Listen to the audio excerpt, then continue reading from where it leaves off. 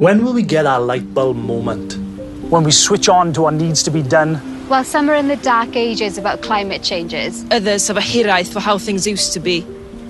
But see the signs, this is our time. we're all connected. Our faces reflected in lakes and rivers that send shivers down our Instagrams. A danfon ein enaid dros y môr. To bring us outdoors. In prams, in boots, in our elements. We're meant to look out for each other.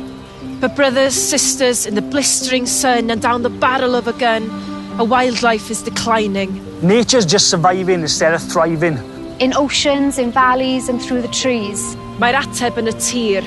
Don't let our attitude be the disease that makes the birds and the bees endangered species. Mae fe yn ein gwaed ni, yn ein calon llawn daioni. The time is now to give us that chance. We need to understand it. Future generations depend on it. If this world was a meme, we'd comment on it.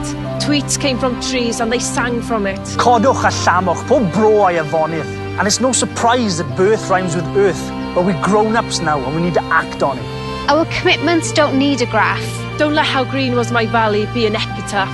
Keep the issue in the spotlight. We can make it right. As dim hyd yn oed angen I ni godi ein llais.